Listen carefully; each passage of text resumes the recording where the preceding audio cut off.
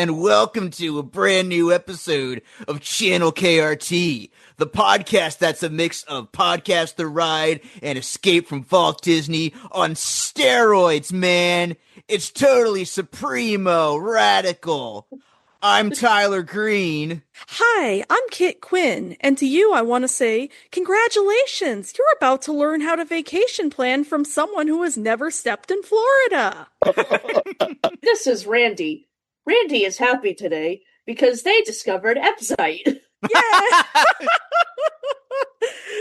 And now they've had an erection lasting more than 4 hours.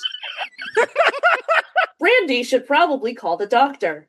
Yodeling tarantula eggs. I forgot how the rest of that goes. Epsite, experimental prototype zoological yodeling tarantula eggs. Jerk is happy because he's got hordes of zoological yodeling tarantulas in his butt. Randy is in the hospital now and on her deathbed. All right, and we have an amazing guest for this week's episode, and believe me, I say very amazing. He's worked on such attractions such as Terminator 2 3D, Jurassic Park The Ride, Woo! Men in Black Alien Attack, Star Trek The Experience, and most importantly, the special effects show that featured The Mask in Warner Brothers Movie World Madrid. Please welcome Dave Cobb. Woo! Woo! Thank you for having me. Oh yeah. Good to be here. I see that you brought your own bench with you, too. I did. It's my bench, right. It's stolen directly from Disneyland. I dragged it all the way here. So. Fun fact, guys, did you know that you can just take the benches at Disneyland and they won't stop you? You should try it. Please document that for the clicks. I'd love to see it. I bring home a bench, but unfortunately every time I try to take home one, Charles Grodin is under it, scraping gum off of it. Oh, dude, every time we go to Disney, we come home with a new bench. It's great. Just stacks of them in the garage. And he's groveling about the Muppets all the time. Even he agrees it was bullshit to close Muppet Vision 3D. No, I totally agree. He's correct. It's true and he should say it. Exactly. So, as it's always my duty to always bring up, I have never stepped foot in Florida, as I mentioned in our Earth Day at Walt Disney World special. So, it is kind of amazing learning through mitosis what I'm going to learn when I finally do go. And I almost went earlier this year to say goodbye to Muppet Vision, but alas, it was not meant to be. Cough money.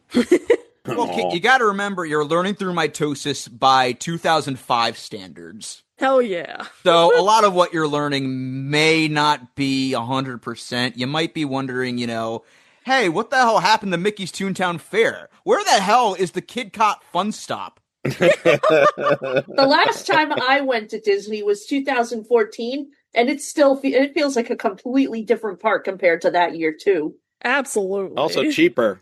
Yeah. We'll get to that at the end. That pricing at the end, I was like, oh my God. Oh, man. So today's topic is a very special one that I've been meaning to get to for a while now, but until recently, the cards haven't lined up. So this is a 2005 vacation planning video for Walt Disney World on behalf of the Happiest Celebration on Earth. And if you don't remember what that was to celebrate Disneyland's 50th, and they were doing, celebrations around every park, every Disney park. So naturally today, we're celebrating the anniversary of an anniversary. Hell yeah. Funny enough, I did actually go to Disneyland and DCA in 2005. Oh. Hell yeah. What was so funny is that for some reason the thing I was most excited about is that the Holiday Inn we stayed at had theming for the SpongeBob movie. Ooh, hell yes. Oh god, I just remembered I did see an extra with a SpongeBob bag in the beginning of this. Oh, nice. I love when non-Disney stuff shows up in Disney promotional tapes and they can't censor it. There's also something else that celebrates its 20th anniversary that may or may not be in this special, but we'll get to it when we get to it. Well, technically too, as we'll get to shortly. It's pretty great. You can almost hear SpongeBob go like, hey, fuck you, Mickey Mouse. Ah! Oh, man. So, was anybody up until this point familiar with this specific video? A little? Not this one. Not this really? one. But I did have one from, 2000 and 2001, which was honestly a lot more cut to the chase, let's be fair. It was a tourism video. I will have to find that. That is a pretty solid one. I was only briefly familiar with it because I realized that Tony used it in his State of the Parks on everything that closed in 2017 when he referenced Disney Quest. Oh, that's right. I forgot about that. So it was like, oh, that's where Dave Recreation is from. That's what I'm calling him so we don't accidentally confuse the Daves on our podcast. Dave number 1, meet Dave number 2. Dave number 2, meet Dave number 1. I wasn't familiar with this one. I mean, first of all, I just love that there's like this subset of theme park fandom are these people that's just rabid about these videos and the ones that play in the hotels, right? The hotel loops. Oh, like yes. there's whole channels devoted to this, right? That wasn't necessarily my generation of these. I mean, I never did any vacation planning like this in this era, you know. So I was telling before the show started that before we recorded that, like my era of these were the souvenir videos that they sold in the park on Oh, yeah. Yes. Oh, on man. VHS at Disneyland, originally on VHS and then later on DVD. I even bought a Super 8 reel when I was like 7 or 8 years old. What? Hell yeah. Right. And before VHS, I'm old, kids. I'm old. But like, you know, there was no YouTube. So the only things I wanted to bring home from the park was like footage of it. And so I bought those things every year for most of my childhood and teen years. So I've got a stack of them. They're all on YouTube nowadays. It doesn't matter. But for years, my only touch point was those, basically. So these sort of hearken to that in a certain way that scratches an itch for me, for sure. Absolutely. And look where you are now, honestly. Like, holy shit. Yes. Oh my God. You took the ultimate path in life. Hell yeah. I'm very lucky. I'm very lucky. Yes. So you were saying, Kit. So yeah, a day at Disneyland is just immaculate in the vibes. Like I wasn't even alive in 1990. I would just vibe endlessly here. Honestly, same. I think what it is for planning videos is that you just live vicariously through what you're watching. Like, you know, it's sort of like, it's not the magic, but it's a little piece of it that you can have at home and you'll feel great about it, you know? Absolutely. And you live it vicariously through 4 very, very well-cast people who represent very specific things about the people that you go to the parks with, but they're not a family. They're not connected to each other. You know, there's a really interesting, weird dynamic between the 4 of them, and they all have running gags and they all have their own personalities.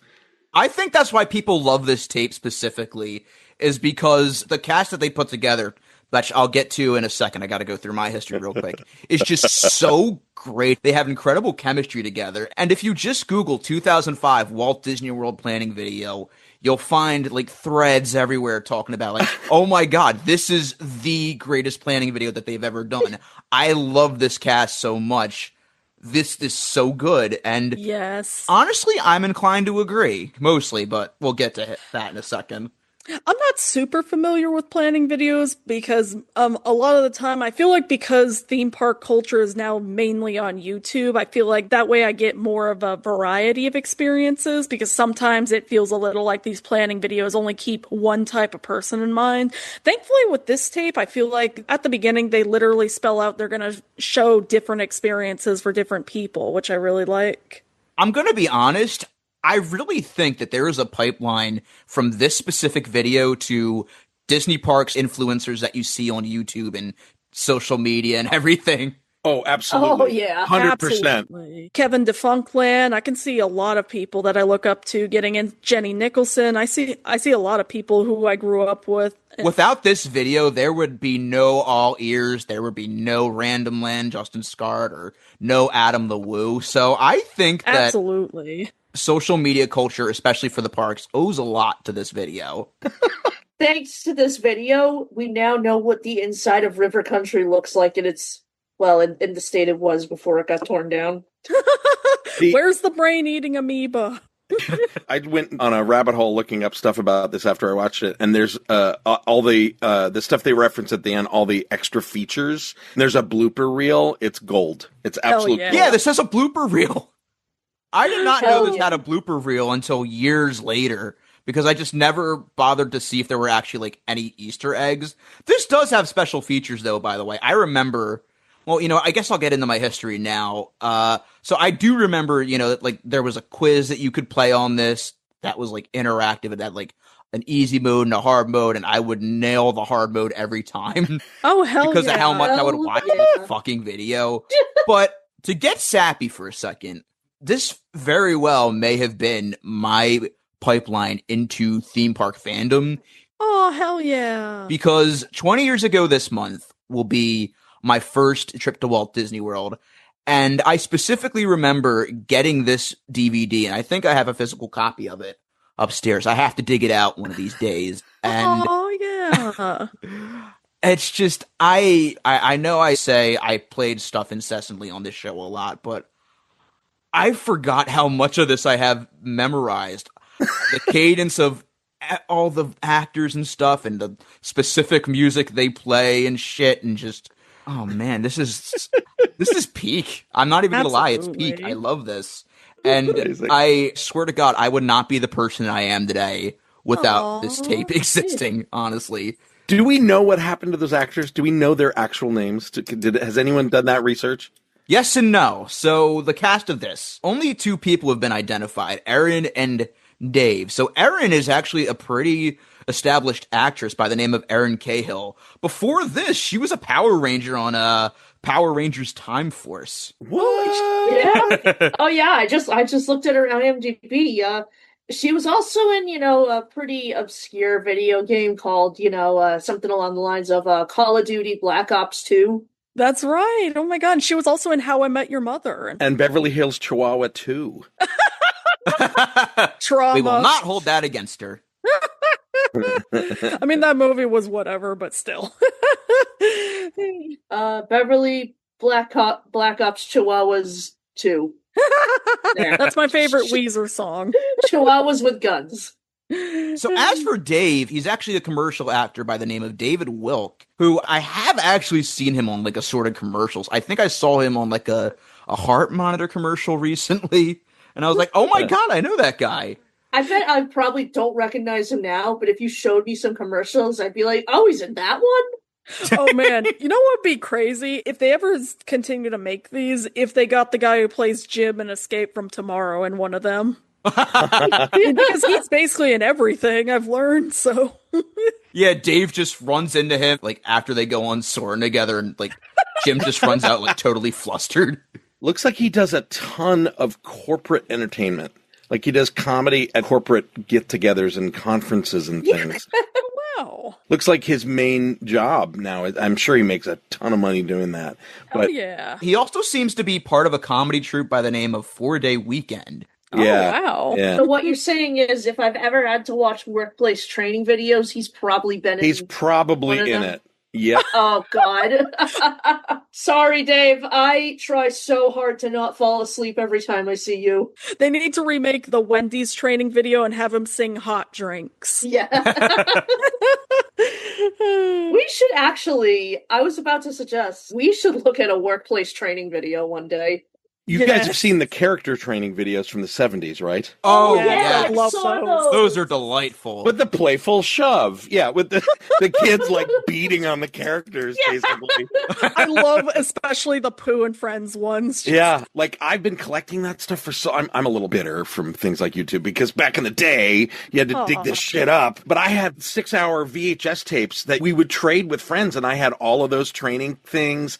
I had these weird, like, backstage videos from Disney.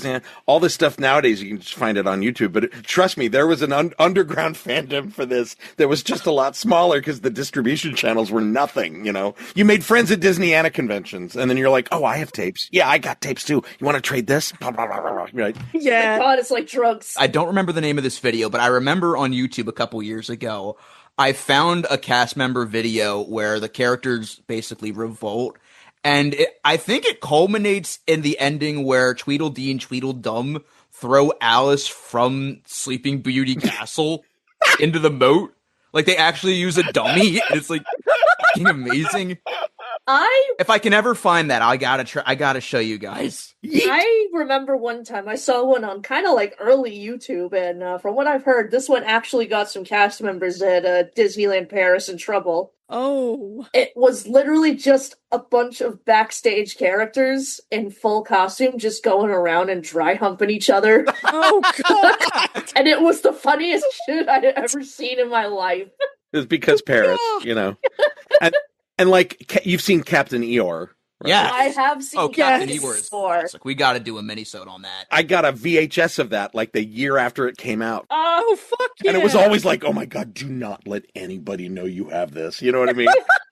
It was amazing. It was like drugs. Oh, God. I remember coming across it in, like, 2007 on YouTube, and I'm just like, what the fuck is this? I actually know people in that video who work in the industry now. Like, Oh, Yes! colleagues Hell that I've yeah. worked with. I Yeah. love that. Oh my god. So, going back to the video, so we mentioned that Aaron and Dave have been identified.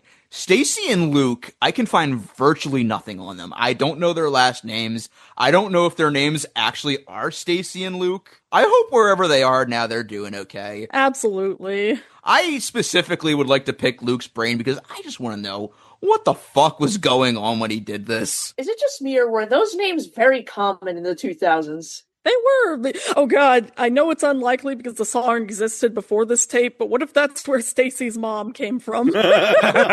Stacy's a mom who's got it going on. Wait, no, that came out in 2003. Oh, they totally had to have stolen it from Fountains of Wayne. That had to have been a stealth pun. In 2005, Luke was probably, what, 18, 19 maybe? Yeah. Yep. They cast him because he's like, maybe he's a high schooler, maybe he's a college kid. Like, he was very specifically vague. He gave me the vibes of, you know that bit from Fairly Odd Parents, Channel Chasers, where it's Jason Marsden as the Steve character. Ignore the shaving cut and the 5 o'clock shadow. I'm really a kid, just like you. Oh, yeah. I totally feel that Luke has the vibe of someone in his mid-20s who's desperately pretending to be younger just to capture his youth. He's like Breckenmeyer and Clueless without the charm, basically. I don't know if I feel bad that he didn't get to go on to become one of the many, many Disney Channel white teenage boys, or glad he avoided the Disney Channel machine. Right.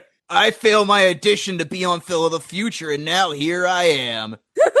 They tried so hard to make this guy look like Jake Ryan before those episodes were even thought of. Or Zac Efron a year before High School Musical came out. He was Zac Efron if you ordered him from Temu, basically. He was a boy with wavy bowl cut. No, wait, Right. he was Mitchell Musso minus all the controversies. But again, that early aughts Disney Channel Nickelodeon heartthrob haircut with its kind of shaggy. I have never seen it in real life. I have never seen a boy with that. I went to middle school around the time this came out. Oh, God. So I was sentient. I was alert. I noticed things. I had probably seen like 3 boys in my life with that haircut. I have gone to school with plenty of boys with that haircut, and no, they weren't my bisexual awakening. What are you talking about? Aw. Meanwhile, I was like, why am I so obsessed with goth girls? Anyway, yeah, I had a lot of like scene and emo friends, and I think that did something to me. God, imagine if they had just like an emo teenager in the place of Luke instead. How different would that be? There was that SNL skit recently where it was like goth kid on vacation. Yes! Yeah, and Jack Black is doing the Gerard Way impression. Oh, yeah. It's amazing. I want to see a parody of one of these videos, but shot with one kid who's just like, does not want to be there. You know what I mean? And also, is it me or does Dave look exactly like Ryan Reynolds from a distance? He kind of does. I'm seeing it. Kind of. Yeah. Suck it, Fox. I'm going to Disneyland. Get fucked. I love that they basically, what was he in real life? He looked like he was, 35 maybe? Oh, but yeah. But he's written like he's 60. You know? Like, all right, Yeah. just sell me the Mint Mobile and get it over with. Yeah. I saw a comment that said we all wanted to be Luke, but we all grew up to be Dave. Damn. Fucking I dude. will say, though, That's a mood. the beginning of this tape does make this look more like a cell service commercial from, like, the mid-2000s and not a Disney video. I thought they were going to advertise great 3G speeds, unlimited talk and text. Didn't Disney try to set up a cell phone service? Yeah, I had one. Yeah, I remember Oh, that. God. I had one. I was gifted one from a friend at Disney. I sold it on eBay like a couple of years ago for a lot of money. Get Hell that yeah. bread. It was like Steamboat Willie branded. I never used it. I never even opened it. But yeah, it was like, basically they were what they used to call feature phones before smartphones. And it was a feature phone that had family specific stuff on it, all made irrelevant. Literally by the time the Trio came out, it was irrelevant, but even more so by the iPhones. And it had Disney ringtones and it had little graphics on it, but it was your basic flip phone from the early aughts. Like, nothing fancy. It was the original Ladybug, basically. I imagine. Yes, exactly. I found a post release on the WaltDisneyCompany.com that is still up for some reason, all the way from 2006. Oh my God. And here's what it says. At the core of Disney Mobile's family plans are the Family Center TM features, which allow parents to set spending allowances and track usage for voice minutes, text messaging, picture messaging, and downloadable content, receiving alerts when allowances have been reached. Determine the hours of the day and days of the week when kids can use their phones. Man, remember when you had to pay for, like, the basic functions of a cell phone? Like, you had a limited number of texts you could send, calls, Oh. Program restricted and always on phone numbers to manage with whom kids may communicate with, prioritize important family messages, and locate kids' phones with GPS capabilities.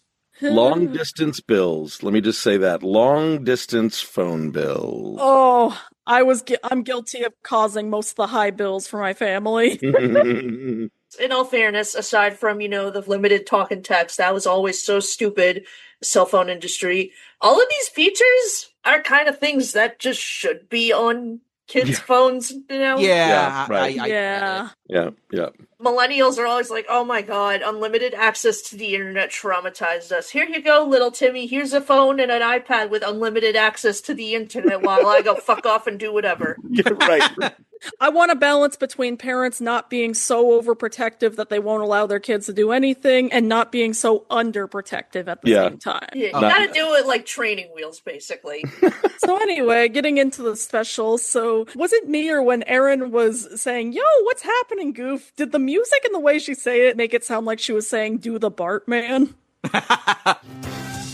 What's happening, Goof? Oh my God. So the soundtrack of this video keeps flipping between early 2000s stock music and royalty-free Disney-esque orchestral stuff, and I kind of love it. No actual Disney music, if you notice that. None. No. They don't have to pay anybody.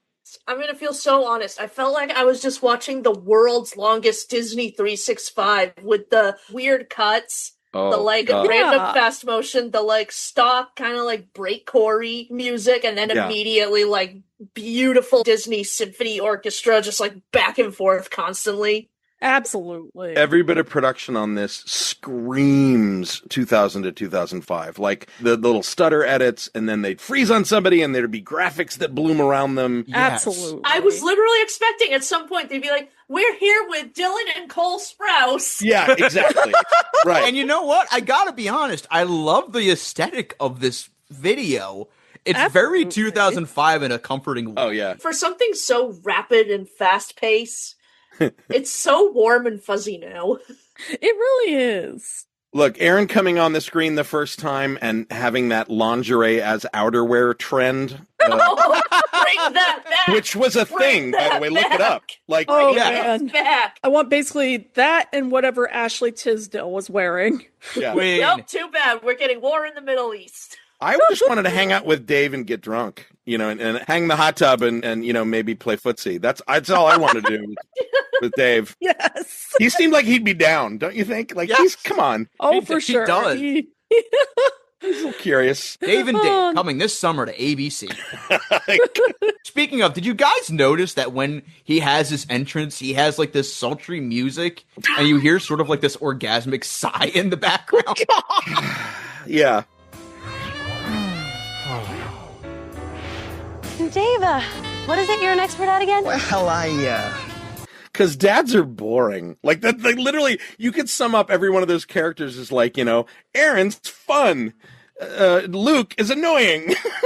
Stacy's sweet. Dad is super boring. Super boring. He's me for real, for real. Yeah. Nope, still not getting out of my chair. Also, I love when Aaron's like, if you don't have a family with you, you can just go adopt some. And I'm like, yes, just go up to random families and demand to be a part of them. Can we go ride rides now? No, we're paying you to laugh, not to have fun.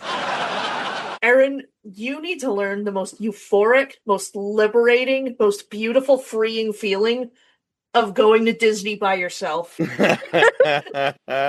Like, you need to learn how to be like me, be a childless adult going to Disney, enjoying my damn self. I've never been to Disney by myself, unfortunately, but I've been to New York City by myself, and it's the greatest feeling in the world, just being like, I'm gonna do this, I'm gonna do that. It's actually pretty great without a bitch in your ear going, I really don't like that restaurant. Oh, this looks like fun.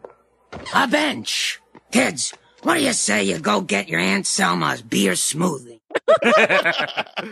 So Dave is supposed to be the laid-back dad who always chills on the benches and is lazy, but we do not see him on the People Mover or taking a nap in the Hall of Presidents.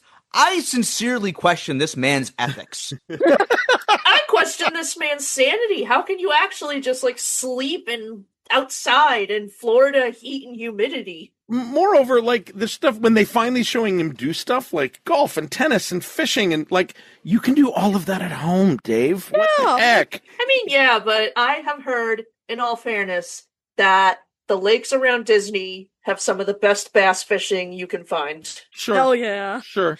And mostly he just wants to get away from the kids for a week. You know, and the message of that whole thing was they can go off on their own. You know what I mean? I hate my wife and children. Yeah. If you buy into the narrative that Dave and Luke are related and that Luke is just his son from a failed marriage that he's forced to be around, this hits different.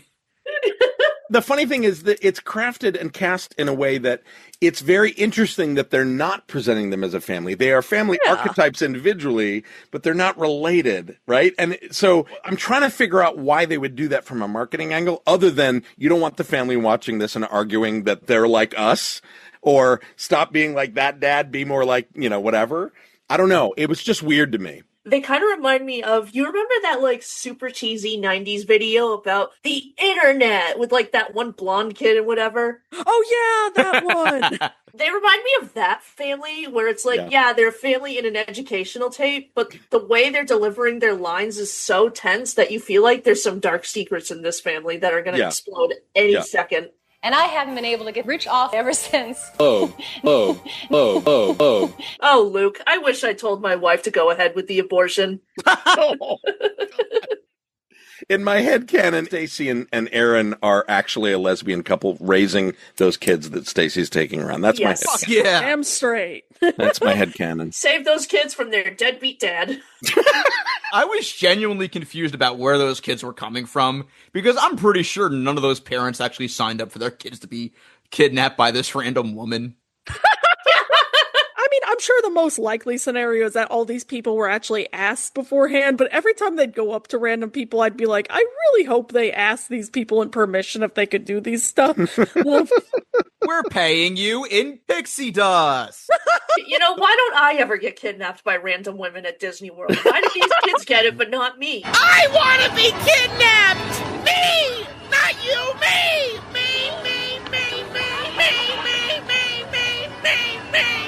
The gag where Dave is just pulling people in and stopping their vacation to have random people take a photo. But all I could think of was like, dude, I got places to be. I got a fast pass, you know? Jesus Christ, man. My reservation for the Liberty Tree Tavern is in 5 minutes, and I am going to miss it because of your bullshit. Because of you. Oh, but you're Irish? You're in the photo. That has been living rent-free in my head this week. It just... You're Irish? Get in the photo! You're in the photo! I forgot a lot of these jokes, and like listening back to them when I was watching this today, I realized I have this practically memorized. Oh, God. This was taking like space rent-free in my brain for years. I can practically just, off the top of my head, just quote this fucking thing. Absolutely, yeah. Also, when Aaron says, where pirates playfully pillage, I was half expecting that Key and Peele pirate song to end up there. Just, oh, we don't say ho, cause ho is disrespectful, yo. These aren't real pirates, kids. These aren't the types that literally burn down villages. Also, of course, I gotta say, rip Playhouse Disney. Oh, I miss hearing that song again was just so nostalgic for me. Oh my Like, God. holy shit, Stanley, JoJo's Circus, Bear in the Big Blue God. House. Some of these, like, actually overlap between my own childhood and what my siblings were watching as kids. I was so mad at first that they glossed over Muppet Vision, rest in peace, but then when they were giving spotlight to Bear, I was like, okay, this makes up for it. Wow, they Yes. glossed over Muppet Vision? Truly, the times haven't changed. Yeah. This was when they bought the Muppets too. No excuse. No, for real. So that's later on, but I love that Dave just somehow just takes over for the Jungle Cruise skipper. Hi, I'm Dave. I'll be your host for the Jungle Cruise. Please ignore the screams of the drowning skipper I pushed out of the boat to do this bit. Also, one more note about Skipper Dave. I'm a tour guide in the Disney planning ride. Skipper Dave is the name. Is that your theme song for him now? Yes, it is. I love it. One weird thing about Disney buying the Muppets and doing nothing with it, when Michael Eisner and Jim Henson first started working together, their whole relationship was just Eisner going, can I get Sesame Street? And just Jim going, no. Can I have Sesame Street? No. Can I have Sesame Street? No. Can I have Sesame Street? I am literally going to die of the flu if you ask me for Sesame Street one more time. Can I have Sesame Street? Oh shit, he wasn't kidding. Aww. And now they finally got it. They've been begging for everything the Henson Company has made. We've got dinosaurs. We got the Muppets. Please, can we have Sesame Street? No, but you can have the goddamn Muppets already. You happy now? We're bored with it. For Netflix's many, many issues, I am so glad Disney didn't buy Sesame Street. Yeah, Oh, yeah, me thank too. God. Me too. Thank God. It's like, keep Sesame Street away from people that wouldn't let it air on PBS. Like, So, one thing that I've noticed about this video, and something we just pointed out with Muppet Vision, is that they tend to gloss over some of the really important attractions. Like, for example, when Luke's doing his bullshit about, the Fast Pass, they kind of skim through Space Mountain and Splash Mountain and focus solely on Big Thunder Mountain. I mean, I'll be honest, I wouldn't be shocked if they were like, yeah, Space Mountain and Pirates are way inferior in Florida, so I guess we don't need to spend that much time on them. Shots fired. They pretty much just gloss through Tomorrowland entirely, because the most you see of it is just them hanging out on the Astro Orbiter and on the Speedway, which, has anyone ever done the Astro Orbiter? Oh, yeah. No. Thank God you haven't, because holy shit, that thing is as scary as it looks. It is. That is a fucking death trap. I'm tempted to try it just to be a completionist, but I feel like I will want to die afterwards. I'm like, you know what? Fuck it. Let's just fuck with my fear of heights for the fun of it. Okay, well, I can't say they gloss over Tomorrowland entirely, because they do talk about the big edition of 2004, Stitch's Great Escape. They gas that up so goddamn much. I'm like, But how are you gonna just, like, gloss over Space Mountain and Splash Mountain and then be like, holy shit, Stitch's Great Escape deserves its own, like, fucking feature? Disney's most experience. Because a belch is an adjective now. also not judging her, but Aaron seemed a little too excited talking about a date with Stitch. I was like, you and Jasmine, girl, what is up with him? You telling me Stitch gets bitches? Yes, he does. Absolutely, 100%. And dudes, whatever. You remember that alien encounter attraction we closed because it scared your kids too much? Well, now it's back and it'll still scare the hell out of your kids, but now you get to leave the theater smelling like chili dogs. Good luck, assholes. As a neurodivergent child, Stitch's Great Escape would not fix any of my fears with Alien Encounter had I gone on it, because that chili dog breath would make me want to fucking die. It was pretty gross. Know. As someone who grew up a total chicken of a child, scared of everything, to someone who, like, now is a lot less scared of stuff, I am still so mad at the fact that I was at Disney when Alien Encounter was there, and I didn't do it. Because me today, Alien Encounter would have been the first thing I went on. I did both of the original ones. I did it the first one that got changed. Yeah. Oh, I'm old. Yeah. Man. I'm old. I went on it like the first couple of weeks it was open and came out of it like, there's no way that's surviving. There's no way that's keeping. Like, I loved it, but I'm like, every child in the audience was like, not just crying, like screaming, crying. Like it was, this was from the era when Eisner was basically putting Imagineers in front of his son at 15. Brack. And going, Brack. What do you think? Like, no kidding. Holy shit. Like, I heard this from my boss of the last 4 or 5 years, this gal named Susan Bond. She was a producer on Indiana Jones Adventure and Mission Space and Alien Encounter and like 90s Imagineer. And Holy shit. that whole era was basically Eisner chasing the teen dollar. They would literally have Imagineering pitch new attractions to his son Brack. Wow. He really took it a little too personally when he said Disney was lame. Was Brack. the one who went on to direct that one movie with Hera. Yes.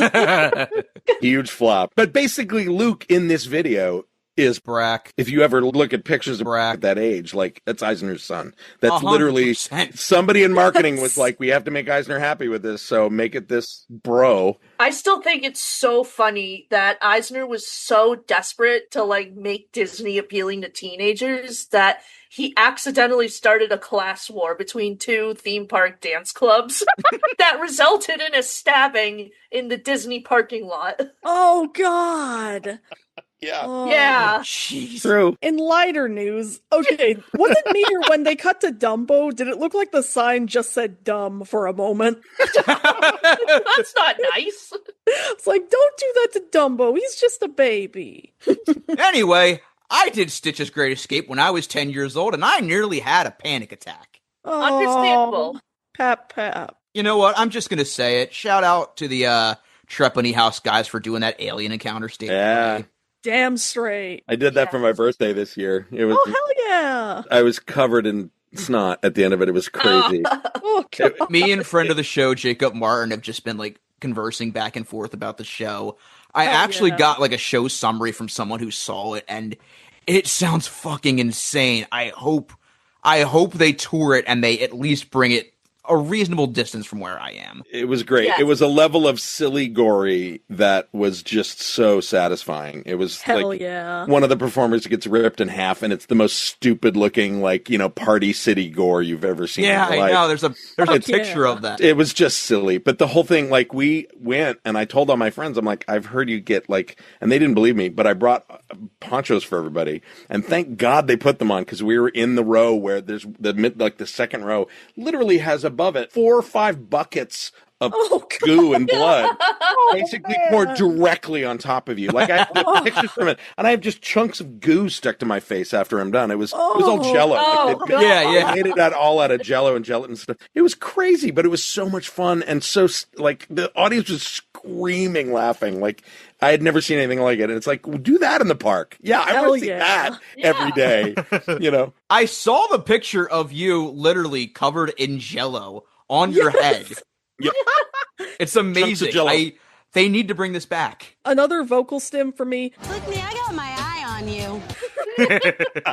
And also, I love that this suddenly turns into an ad for Virtual Magic Kingdom, which, by the way, I completely forgot Virtual Magic Kingdom existed because it was the same year as Club Penguin, and guess which one ended up taking more of my attention? Yeah. If you go to vmklegacy.com, somebody took it, and you can still play it.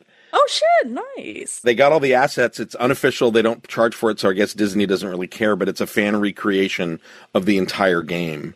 Hell yeah. Yeah, I played it only because I was I was what, 35 at that point.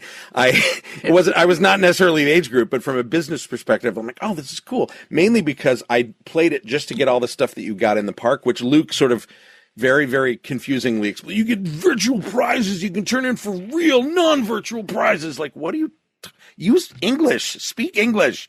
And special powers, which make you the man or girl, whatever. Yeah. I know. I just wanted to say real quick about that line, man.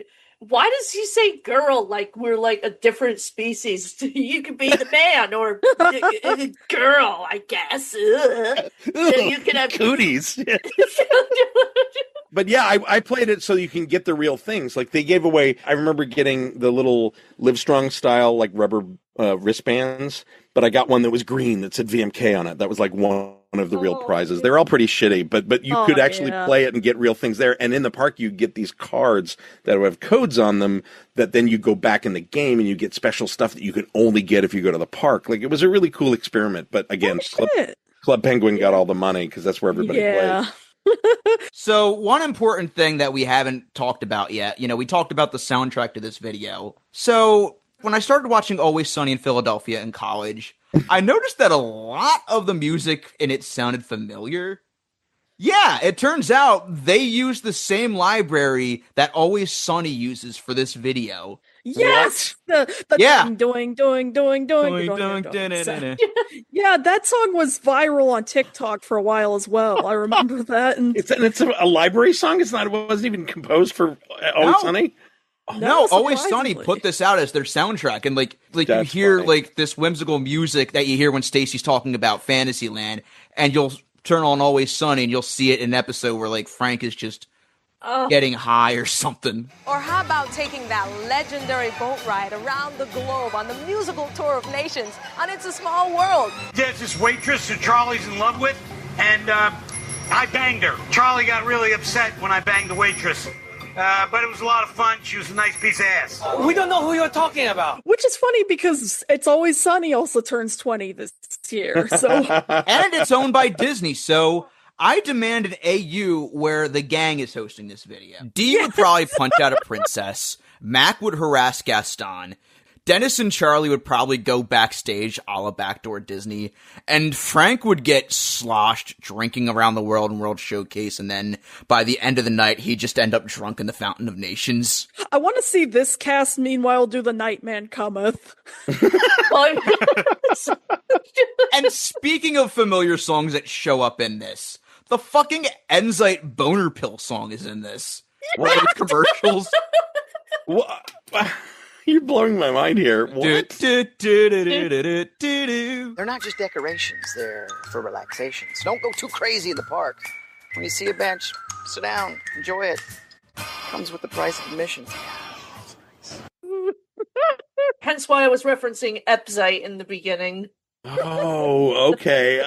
So, speaking of glossing over attractions, Erin does a little bit talking about nighttime in the Magic Kingdom, and she says, there are two important things about the nighttime here, because she mentions Wishes, which was a great show, rest in peace. And then she goes into extra magic hours, which is something I also enjoyed and missed. But no, there's also like a light parade or something that she's missing, maybe one with spectrobes that just so happens to be magical or something. No, literally, I remember going to Disney World for the first time and learning the day of that there was a light parade called Spectro Magic. Spectro Magic, yeah. Yes! I fucking love Spectro Magic so much. I cannot listen to that soundtrack without tearing up. Oh my god. Hell yeah. Be glad you guys were never subjected to the horrors of light magic. Oh god. I was there. We love light magic here. I was there opening night. I can't defend the parade, but I can defend the soundtrack. And again, that's another one where it came about because Michael Eisner was like, I love Riverdance. People love Riverdance. Let's do Riverdance. That's literally why that happened. My kid really likes those gummy bear candies. Could you make a show about that? Friend of the show, Gabby, also loves light magic. She can talk about it so much. She and I, yeah. She is the resident light magic apologist of our friend group. The costumes in the fairies, though, were nightmare fuel in person. I know. They were just... To dance? Just they were nightmare fuel. Nightmare fuel. And I remember watching it that opening night and we were like, this is not going to last long. And sure enough, like 3 months later, it was gone. They were somehow worse than the Spectro Men in Spectro Magic. Yeah. Oh god. Somehow. And believe me, if you've ever seen the Spectrum M, you know how hard of a statement that is. One of the things when Erin comes out to talk about the nighttime shows, there's a bit of language she uses in there, and I'm like, oh, that was a note from marketing and operations. When she says, this is on my list for large groups. Like, it was so weirdly specific. Like, I get it. Every character in this is meant to represent one of mom's various concerns. Is there something for my snotty 14-year-old? Is there something for my little kid? Where do we meet at the end of the day? Like, I get it. It's funny. Yeah. But But the more you know that there's so many notes in the script that were from marketing and ops, right? That you start to hear things when she's like, they have the thing called extra magic hours benefit. Like, why are you saying the word benefit? Because legal told her to, you know? Yeah, I can hear like, that. You might find Nemo, the little guy inspired by Walt Disney Pictures' presentation of the Pixar Animation Studios film. Like, right. That's what people call it. That's what normal people say, you know? Hey, it's like the new Twilight Zone Tower of Terror from George Lopez. The new Twilight Zone Tower of Terror, the new Twilight Zone Tower of Terror, the new Twilight Zone Tower of Terror, the new Twilight Zone Tower of Terror, the new Twilight Zone Tower of Terror, the new Twilight Zone Tower of Terror. So, funny thing about Erin and corporate mandates, I was listening to an interview she did with a podcast called Two Men and the Mouse. Shout out to them. So, it turns out that the majority of the producers wanted her and the cast to come back for another planning video in 2007, but there was some higher up that said, nah, she's too perky. Get rid of her. What? Come on. Too perky for Disney, the happiest company on Earth. Oh my God, a PAX on their houses. She's delightful. She's a fucking delight. She went on to have a great career after this, Yeah. so, you know, I can't complain, but, like... Yeah, she was in Beverly Hills Chihuahua too, bitch. Come on. She should make her own Walt Disney World planning video with blackjack and hookers. Oh, yes. Honestly, I would love to see a reunion between these four people, just to see, like, what has been going on. Tammy Tucky, get on that. Also, Dave, Tyler, I just realized something, because they go into detail about Mickey's PhilharMagic in this. I was like, oh my god, it's the second time you have to review the Mickey and Friends characters in CGI. At least it's less terrifying this time. I don't think I've ever mentioned this on the podcast, but the first time I went on PhilharMagic, I was not expecting the ending where the animatronic of Donald's ass was poking out of the wall. And for some reason, it freaked me out to the point where I would not look back there until I was like, what, 15 or 16? Tyler, you're gonna hate coming to my house. I got a fridge of that exact Donald Duck's ass on it. Nice. I love that Donald's ass now has its own fandom. Donald's ass has its own dessert in Japan. It's like plate with a moose that's shaped like Donald's ass in a pool of like blue goo, like he's underwater. Yes! I think the psychology of it was just that I didn't like to see Donald in pain. Oh, that's valid. Aw. Yeah. Oh, you're such a sweet boy. Tyler, that is so sweet. Yeah. But Donald being in pain is when he's at his funniest. Yeah, unfortunately. I agree, but at the same time, you see the look on Mickey's face when he's hanging in that wall. He's enjoying this. He's enjoying his suffering. Well, of course he is. He took his shit. Yeah, I've said it before and I've said it again. It should have been called Donald's PhilharMagic. Mickey's PhilharMagic is such a cop-out name.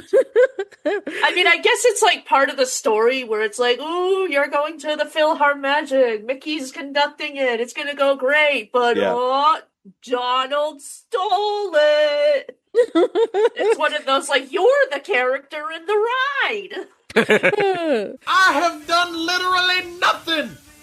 What's my prize? Also, I love whenever I look at Tomorrowland and it's like, oh yeah, they still never gave it an update. And they probably never will. I mean, they did give it an update, but they've minimalized it to hell and back. I love Star Tours, obviously, but I was not a fan of Hyperspace Mountain. I was like, please don't let Tomorrowland just be Star Wars. Mm-hmm. And yet, Walt Disney World's Tomorrowland is still superior because it has a people mover and the Carousel of Progress. Damn straight. Which, by the way, the people mover turned 50 yesterday as of recording, so happy birthday. Yeah. Nice. Happy birthday. Thank God they haven't gotten rid of you. Thank God. Fix the damn Carousel of Progress already. Please. Also, when they get to Epcot, I love that you can already tell how excited Dave is to get drunk. Yeah. Oh yeah, Dave's having the time of his life drinking and eating around the world.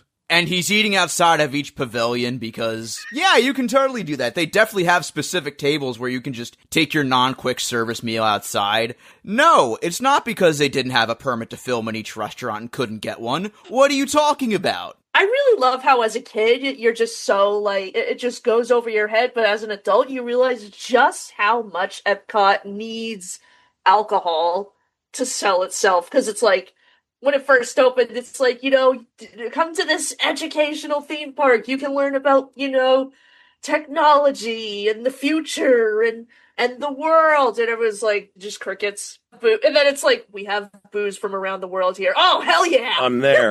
Unless they live in Florida and can visit Epcot whenever they want, I have never understood the argument that Epcot is a half-day park, because you need the entire day to wander around that entire showcase and everything. Like, my hot take is that Hollywood Studios is a half-day park, and that Animal Kingdom is a dinosaur and dip park. Hell yeah. And now they're closing Dinosaur, so it's just a dip park. Oh, Which isn't true. It has Pandora, so now it's a Pandora and dip park. Why does it feel like every update to Disney World lately just kind of feels like, fuck you, we hate you? I feel like, in spite of that, Animal Kingdom will be my favorite park when I visit, because I want to see all the animal friends. Yeah, also, the baby tiger! It's my favorite. Hands down my favorite. Also, I really want to ride Expedition Everest, but I digress. It's lovely. With the Disco Yeti. Oh, yeah. The baby tiger, his name is Buxo. Oh my god, he has Blitzo's last name. Oh, baby. And he has the biggest paw. His paws are too big for his little body. Big ol' murder mitten. Buddy. Baby. His paws are so big. That's like the cutest thing. Okay, so during the Epcot segment, there's a moment where you see Erin and a couple kids playing with this floating ball toy. So I looked it up because I was curious. I have a vague memory of seeing this in the mid-2000s in Epcot. So I looked it up. The toy is called, and I shit you not, the Balzac. Yes. Yes. Yeah. Balzac, right? Yeah, Balzac. Yes. They knew what they were doing. Here's a bunch of different Balzacs that I found on Google, because who doesn't love playing with their Balzac? Who doesn't love a good Disney Balzac? You can play with your Balzac in the park all day, and there's really no problems. You can even play with your Balzac with Mickey. This was the original Disney Erects Giant Woody article. Here's a Balzac with Mickey's face on it. Here's a Balzac with Minnie and Pluto. Tinkerbell is a Balzac. You can play with Mickey's Balzac now. And I found out you can buy a deflated Balzac from 2001 on eBay for $1. Nice. Any volunteers? Someone was playing with that on 9/11 before the park shut down. Check my mind. I mean, I'm sure many people were playing with their Balzacs on 9/11. Someone had to have been completely oblivious to what was going on and just went, oh, God, I just gotta get rid of this. Someone is playing with their Disney Balzac right now. But I want to play with my Balzac in World Showcase. Also, Luke is a madman, because who gets excited about Mission Space? That thing terrifies me. Mission Space is a fucking nightmare. I'll never forget when my family went on that, and I was like, you guys have fun. I'm gonna go on the Nemo ride. Yeah. I loved the Nemo ride. I went through the whole living seas. I came out feeling so refreshed and at peace, being, getting to experience all those wonderful sea creatures. And then my family comes off of Mission Space, on the verge of throwing up. Thank God we have Cosmic Rewind now, because Epcot needed us. Well, actually, they have Spaceship Earth, so I guess they have 2 space attractions, but still. Spaceship Earth, which also gets glossed over, the fucking park icon.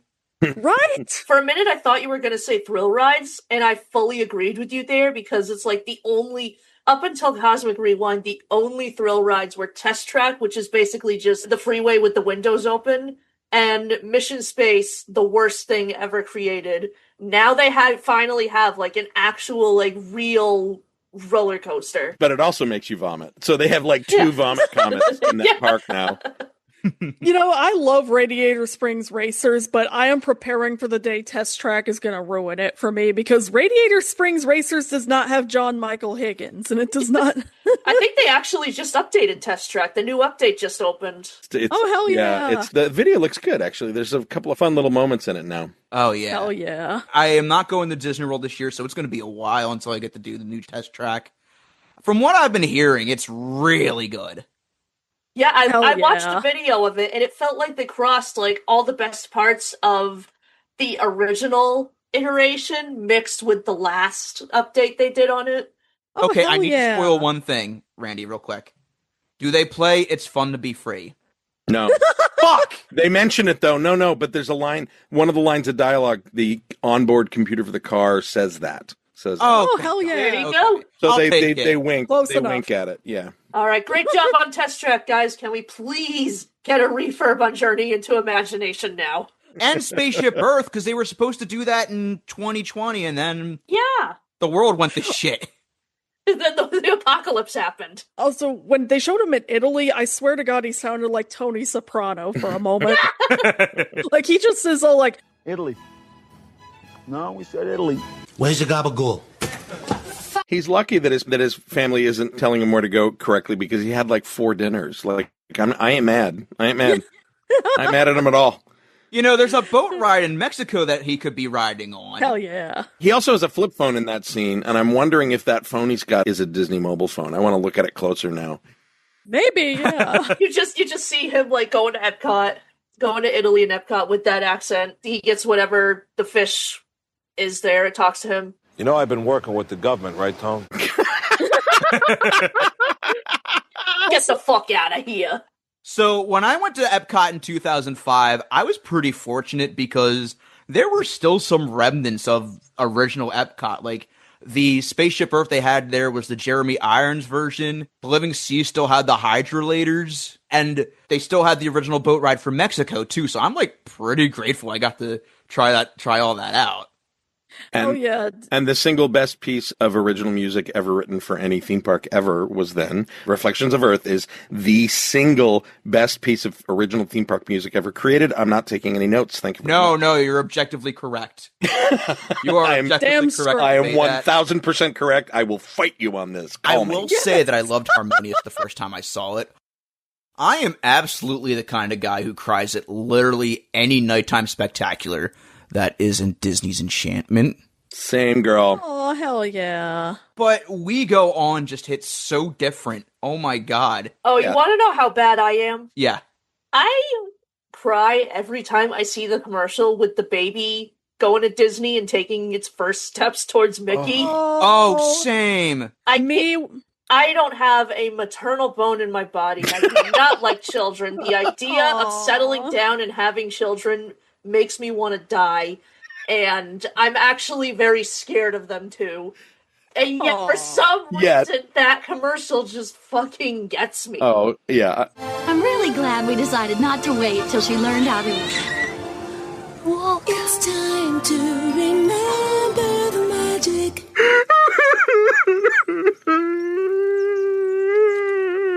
That's me with that commercial plus the one where the duckling meets Donald Duck. That one kills me. Yeah, I'm a big marshmallow for those. I hate you for bringing that up. So years back, there was this Tokyo Disney commercial. It was like an anime that followed like a little girl who grows into a teenager, who meets her first love. They get married, all in Disney World, and they grow old together. It's so sweet. I love it. Oh my god. I love it so much. Yeah, all you have to do is search for a Tokyo Disneyland anime-style commercial. It looks like a Ghibli film. Yes. And you will absolutely 1,000% cry. It is so good. My god, Disney is so scary good at emotional manipulation. They'll have you crying at a commercial. Absolutely. So anyway, the cultural insensitivity section of the video. You know, at least they were only making fun of white cultures to a degree when they were doing the accents. At least they weren't doing Danny Kaye in that one special. Oh god. Maelstrom, that's another attraction they gloss over. Yeah, what the hell? I mean, they also glossed over Ellen's Energy Adventure, but maybe that's for the best in hindsight. But yeah, that was for the best. So there's a bit where they gang up on Dave when he's sleeping under a sombrero and they harass him with maracas, and I'm thinking, I know. Oh, that's weak. Everyone knows you gotta blast heavy metal in his ear and beat him with a plunger. Also, I swear to God, the music when they're talking about the fun stops sounded exactly like Love Grows Where My Rosemary Goes. It did. Oh my god. And speaking of music, too, I gotta shout out the song Dancing a Catchy Rhythm. This was originally written for The Wonderful World of Disney Parade in Disneyland Paris, but they used it for the Disney Characters on Holiday bus in World Showcase, and I associate this song specifically with this video and Epcot in the 2000s It's a genuine fucking banger.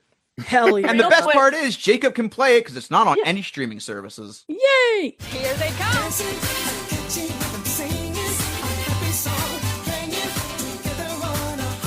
The link I have says 2005, 2006. Was this made in 2005 or 2006? It was probably made in 2004 and then was the 2005 to like 2006. It's probably a year and a half. Probably 18. Oh, they were so close to being able to talk about the Kim Possible World Showcase adventure. Oh, right, it was about a year later. Yeah. 2006. Yes. So close. We could have gushed about that. Yeah, dancing is a banger. Although at first, when I heard it, I thought that was Patrick Stump singing it because it sounded so similar to his voice.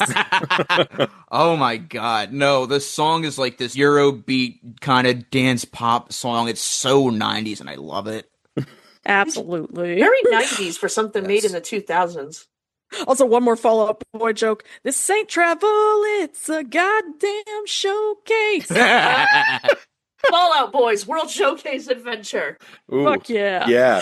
Also, when they showed the Grand Floridian, I can never see it without worrying the Full House cast is going to show up. Oh god, no. Imagine if they were trying to film this, give their tour of the Grand Floridian, and then Uncle Jesse sitting at the piano for the time that we share. It's like, we're trying to film a fucking video here. You suck! Man, aren't you on Glee now? Where'd you rip off this song? Just don't pan up and show the Nazi in the mural. That's the thing you got to avoid. Oh. On my last trip, I was riding on the monorail alone to meet my aunt at Magic Kingdom, and I actually got stuck at the Grand Floridian. The monorail broke down. So I got to walk in the lobby for a brief period, and I was thinking to myself, wow, this is the same spot where Scott Weiger did shitty slapstick with Candace Cameron. And when Uncle Jesse tried to get Aunt Becky's forgiveness for almost being eaten by a shark way too small to eat a human and missing their anniversary. What the fuck was that episode? And at the front, you can watch Joey harass the characters. And if you just look outside to that bench, you can see Uncle Joey gaslighting Stephanie into being okay with all the shit Michelle pulled that day. Sooner or later, Steph, you might just wish you did kill your sister.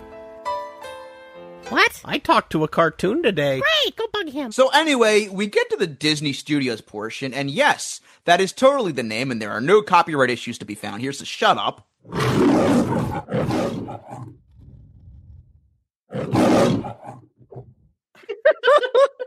They hadn't changed the name yet. It was still Disney MGM Studios. They were just sort of phasing MGM out in marketing at that point, but they hadn't officially changed it until the following year. That makes sense. Yeah, no. Although it would have been kind of funny if they were like, let's see, we could call it Movie Studios, or no, wait, we own Hollywood now. No, literally, Hollywood is our bitch.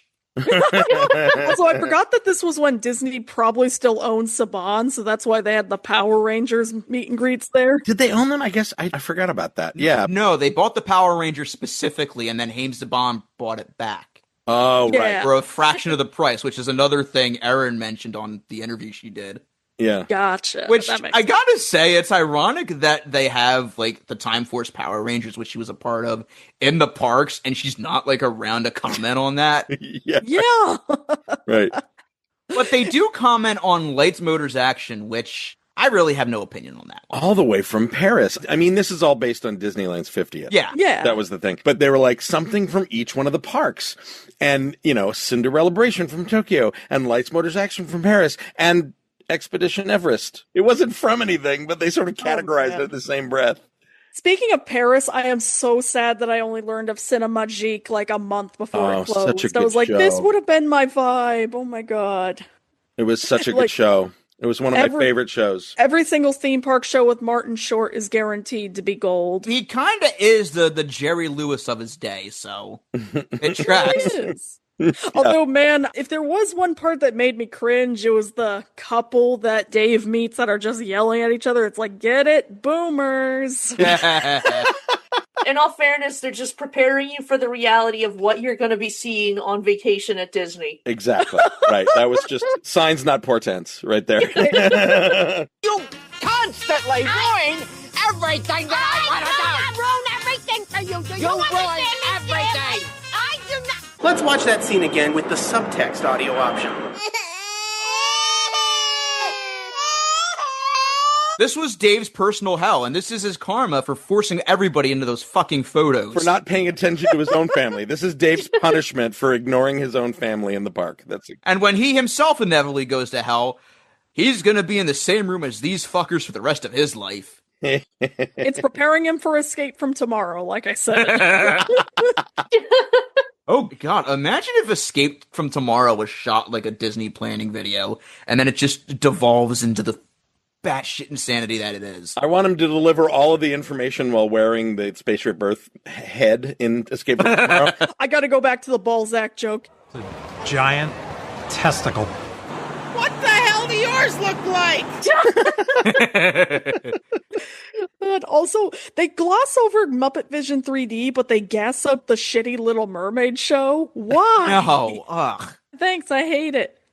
I mean, I get it. The Little Mermaid was a big property, but then at the same time, you literally own the Muppets at this point. But that Little Mermaid show was literally supposed to last like 2 years. It was so temporary, and it was so popular. Like, remember they put Fast Pass in that show? Oh my God. Oh, yeah. Like, that show was ridiculously popular. And I'm not saying Muppets shouldn't be. It's just like it hit a certain demo of young kids that maybe Muppets didn't. That would be my assumption. Very true, yeah. But thank God we have the Little Mermaid ride now, at least. Yeah. Oh, yeah. Again, all this dead space where the Little Mermaid show and the Star Wars behind the scenes, whatever the fuck that is, but they had to gut Muppet Vision 3D. They had to gut the Muppet Courtyard. God knows why. Disney, we make terrible decisions on everything all the time. Did you see they on their socials they posted pictures this week of the inside of the Disney Animation Studio in Florida, which is right where that is? Yeah. I think it had energy like, here, we're showing you this thing because it's to justify why we're not tearing it down, basically, energy. Like, I've heard that's why Ron Clements is coming back to teach students. I've heard rumors that he might be using those, so it's just a rumor, so that's all I can say. But I'm like, oh my God, I hope so. We need a future where 2D animation exists. Yeah, and it might just be that they can produce stuff there a little cheaper because it doesn't have to be union. So, like, probably, yeah. I wouldn't be surprised. I honestly feel like that reason CGI animation has lost its novelty is because animation has kind of progressed almost as far as possible at this point. But the only thing that I think throws that argument out is you look at things like Spider-Man Into the Spider-Verse and Sony doing amazing things that are sort of these weird hybrid.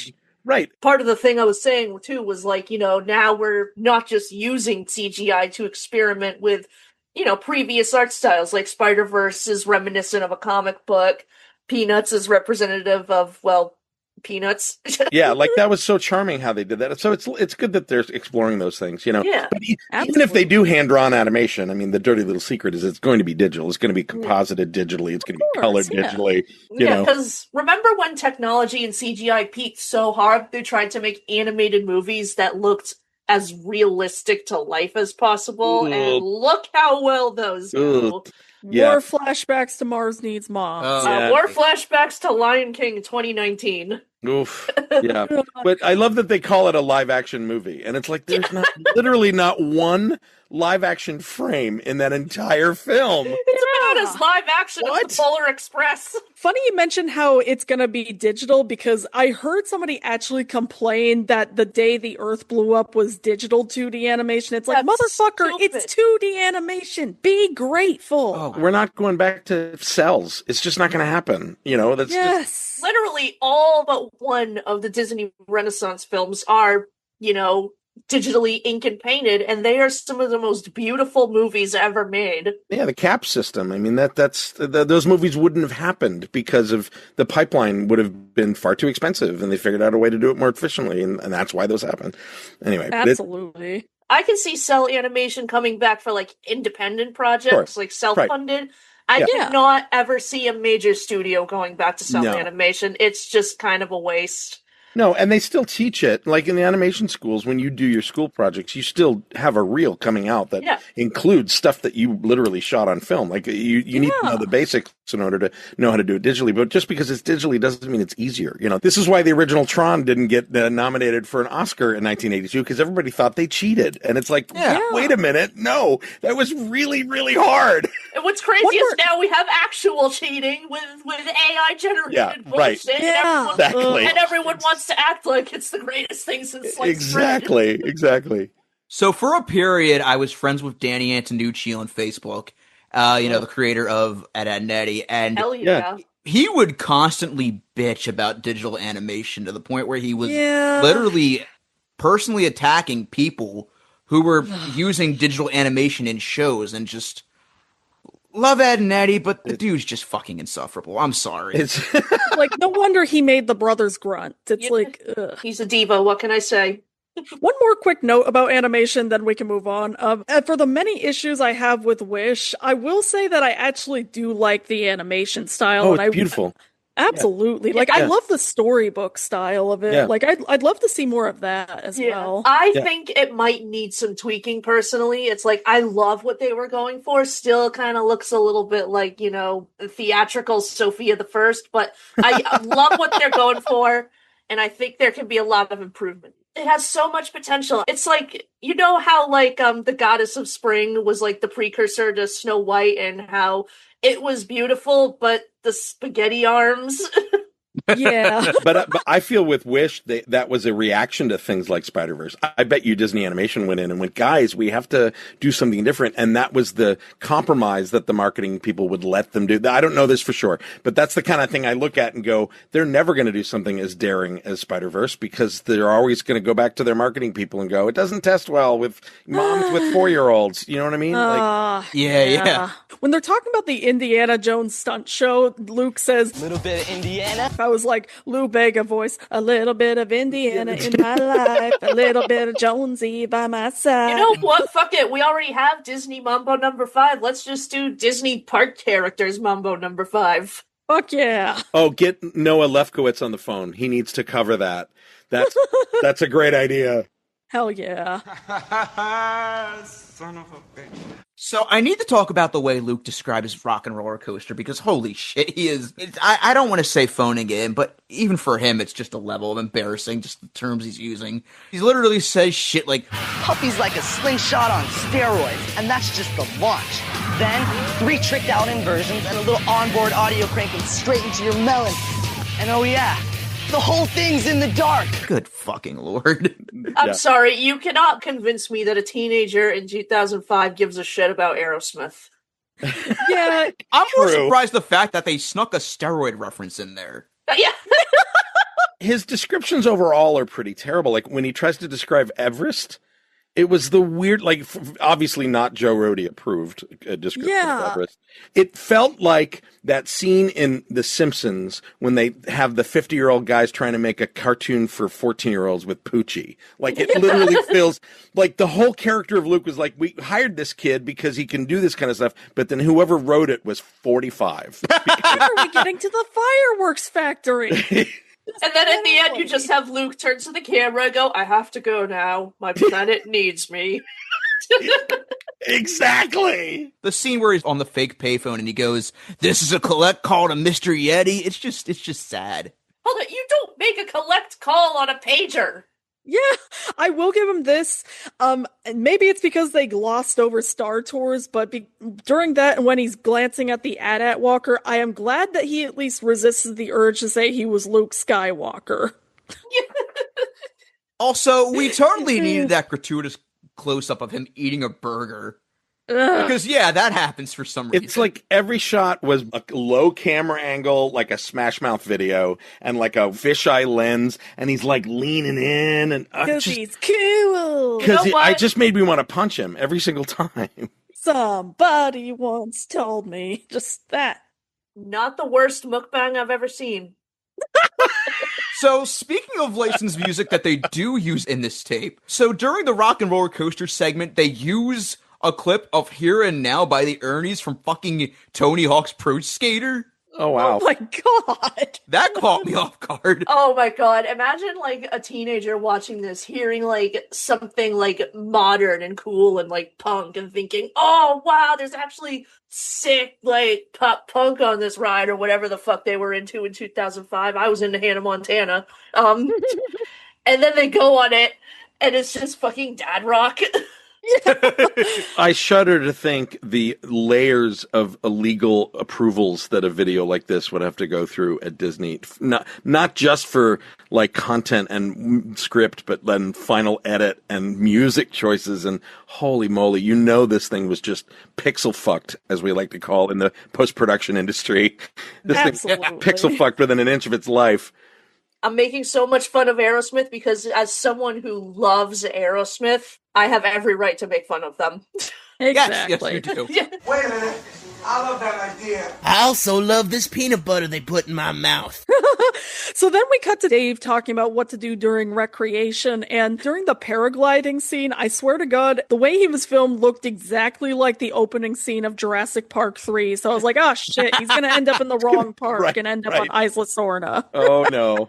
Can we talk about the fact that you could literally risk death by driving a race car on Disney property? Oh, yeah, I think someone actually did die at that. Oh, really? God. Yeah. No, yeah, that's the reason it closed, because someone actually died. Oh, I had no idea. It's basically in the parking lot for Magic Kingdom is where it was. Yeah, you could not pay me to do NASCAR. Like, that shit terrifies me. Like, I will barely even do go-kart at my local water park. So, anyone else really tempted to do that rope bridge really high up above the Nile crocodiles at Animal Kingdom? Yes, 100% yes. That is quite possibly the most terrifying thing you can do at Disney, and I kind of want to do it. The thing is, that was actually a concept for a park that they didn't build called the Night Kingdom. That was a special separate ticket. So imagine this Discovery Cove-like experience that you would do in the evenings. And imagine getting into a safety vest, like when you do those ropes courses at like family entertainment centers, but put the entire ropes course like over the animal enclosures and over the crocodiles and over the... At night. Crocodiles at night. I saw the model for it and it was so freaking cool. I don't think they could make it work financially, but it was very, very cool. Oh, that sounds like the most pants-shittingly terrifying experience anyone has ever thought of, and it was gonna be at Disney. Yeah, and they basically said there was one part of it that was like a meal component because it was part of your ticket, and they took that and made it the lunch thing that you can get now as a special thing and cross the bridge over to the middle of the savannah. Like, damn straight. Imagine being at Disney World and you're like, you know what, I'll sign up for this, experience. And then before you know it, you're strapped to a harness, crossing the shakiest rope bridge you've ever been on. You look down, not only is it really high up, but you see a million glowing eyes. Yes. Oh, God. Amazing. All staring up at you. It's that scene from Emperor's New Groove when he lights the lighter and all the pumas are right there. Oh, yeah. And right next to you is a squirrel with a balloon and about to pop it, right? I kind of tuned out for the rest of the recreation segment, mostly because it was mostly on golf, and I was like, I do not care about golf if it isn't Happy Gilmore, sorry. Like, I know who they're pandering to here. It's the dad who thinks he doesn't want to do Disney stuff, but like, especially now, for the money you're paying for a vacation like this, those are things you can do at home, Dad. Literally everything except maybe the parasailing and the fishing, but everything else, like... If it's not Caddyshack, Happy Gilmore, or that one episode of Gravity Falls, I don't care about golf. So then we get the scene where Erin talks about Disney's Magical Express, and God, my heart hurts. Oh, God, we had it so good in the 2000s. What happened? Yeah. Man, I mean, as annoying as Luke was, he made me pine for OG FastPass, right? Like, yes. You know what I would love to see? I would love to see a new planning video where they have to explain what Lightning Lane and Genie Plus is, and Erin is just this close to having a nervous breakdown.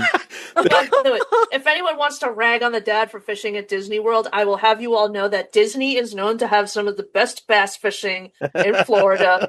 All of those lakes full of big fucking bass. See, well, you are a fishing expert, so I do take you at your word. Yeah, and the thing is, Florida fish will eat fucking anything. If you go fishing in Florida, you're pretty much guaranteed to have a good day no matter what. Florida fish are just built different and always hungry and always active, so it's not even like you're risking getting skunked. You will get a bite. Sure. Yeah, I don't do it a lot, but I actually like fishing. Like, fishing is actually interesting. Yeah. It is so much fun, and I think it should be normalized more as a way to ethically source food.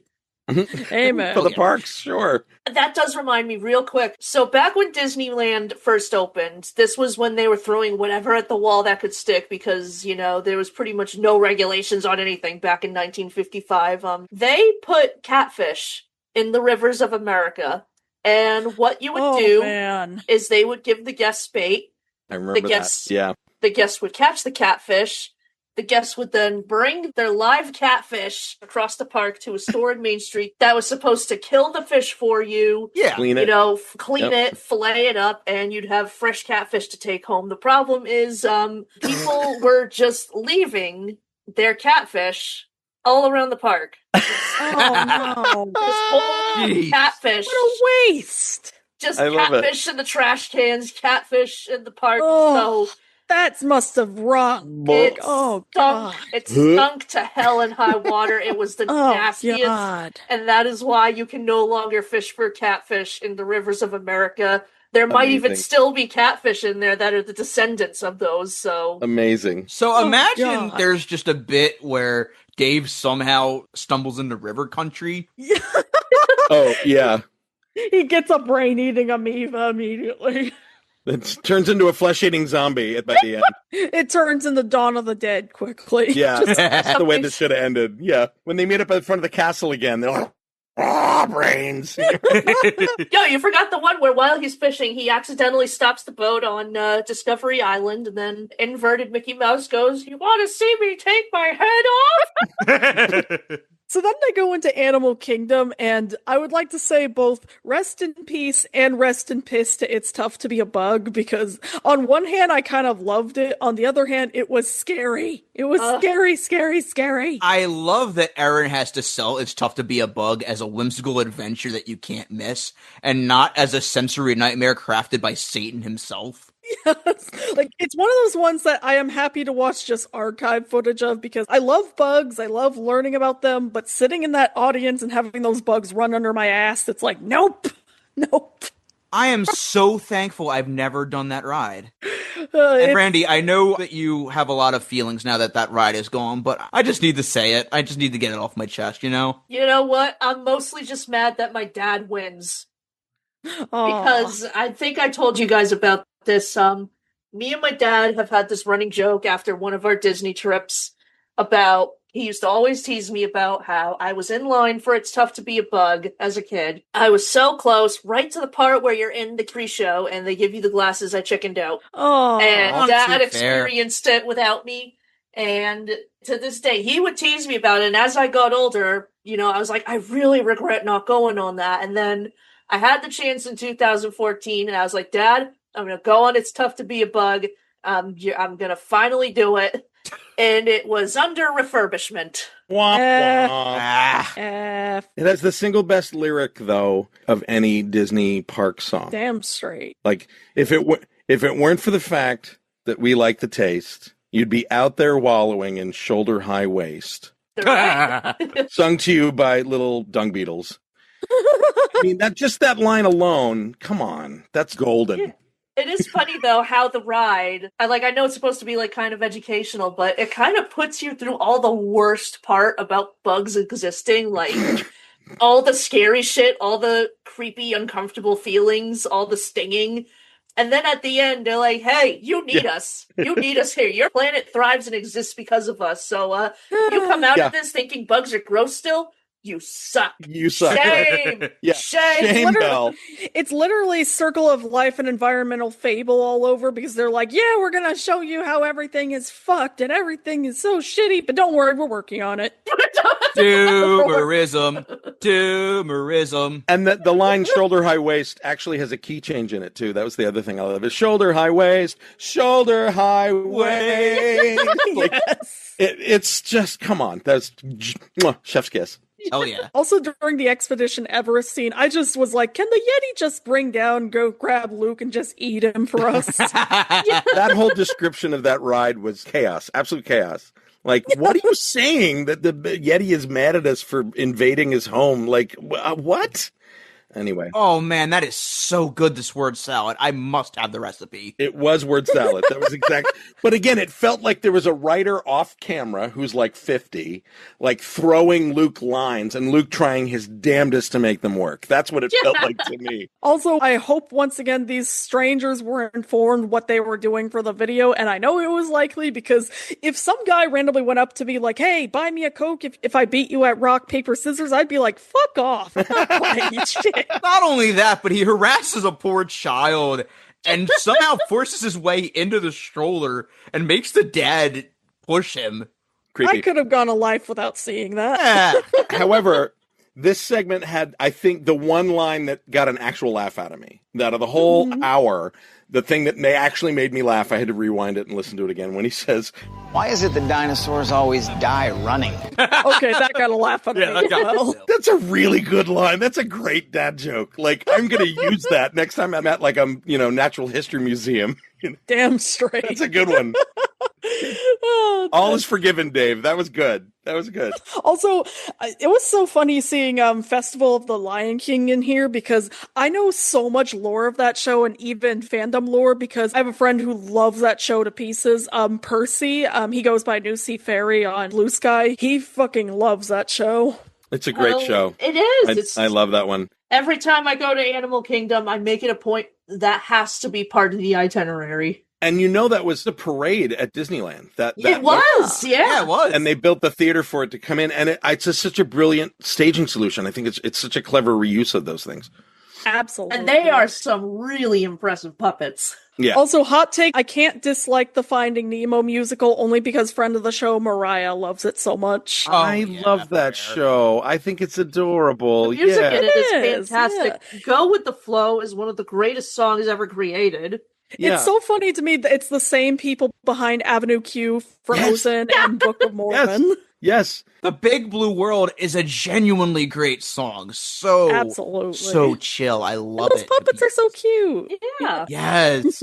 I don't really have a lot of notes on the Typhoon Lagoon section because if I want to visit a water park, I have plenty. I don't need to go to Disneyland for it. But, I mean, it's a fun segment, but I'm just like... Boy, if I had a nickel for the times I talked about segments in Disney World where they make a small, non-threatening shark look like something that's a man-eater, I'd have 2 nickels, but that's a little... Okay, except for Shark Reef. I'd love to do Shark Reef. It's pretty cool. Unfortunately, Shark Reef is no more. It's gone. Yeah.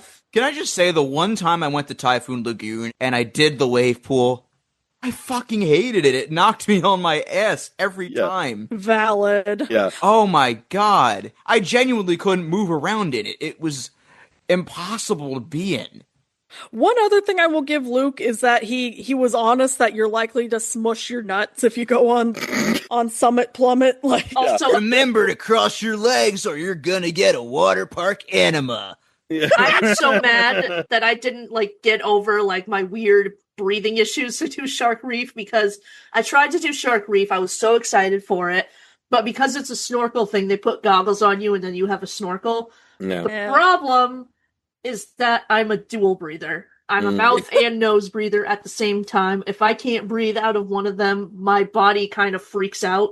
So unfortunately, right when I tried it, I had to turn back. But the sweetest thing happened.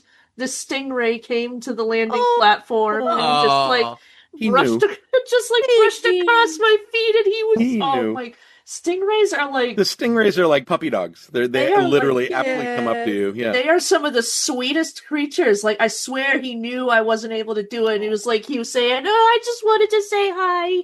Majestic sea flap. Yeah. Also, quick shout out to all the Aminal friends in the affection section. They're what a name, affection section. Yeah, that's Disney writers scraping the bottom of the barrel, right? There's sometimes that they try too hard for names and things, and that's one of them. Yeah. Yeah. Is that even there anymore? They got rid of that train, right? Or is it still there? I think they got rid of that for Pandora. Oh, wait, no, that was Camp Mini Mickey. Camp Mini Mickey. Yeah, that one. Yep. Camp Mini Mickey, which they do dedicate time to that, which... Sure, I guess. Sure. Honestly, as much as I still think Avatar Land probably would have worked better in Hollywood studios, it is still a massive upgrade. It's unbelievable. It is. Yeah. I know that the ride looks really cool. I'm excited to do it someday. Flight of Passage, like, I'm not some huge Avatar stan. I don't hate it, but I'm not like the person who knows everything about it. That ride made me burst into tears. Because, honest to God, because of the dramaturgy of it and the pacing of it and the way it uses and doesn't use music at first is incredibly powerful and artful. And that's not hyperbole. Like, it is an artful theme park ride in a way that God love Joe Rohde for fighting for things like this. But the simplest explanation is when you start, it's diegetic. There's no music, really, other than you hear the drums of like a tribe below you. It's all just wing flaps and wind, and and there's no music, and then you find the giant Leonopteryx, and it tries to attack you, and you take refuge in a little cave, and your dragon is breathing heavy because he's scared. The breathing effects got me. They're so they're in between your legs. They literally blink. But in the dark, the one of the little floaty little spirits comes down, and as it does, the music starts. And the music is what brings you back to life for the triumphant return back to your tribe in the third act of the thing. It is so no kidding. I was like, why am I crying on this ride? I'm bawling my eyes out. If I thought that I cried hard on Soarin' Over California, then I'm probably going to be a mess after this one. Yeah. I'm looking at footage of it right now, and here's the thing. I don't know shit about Avatar other than the fact that there's blue people. It's a metaphor for colonialism. They have sex with their hair, and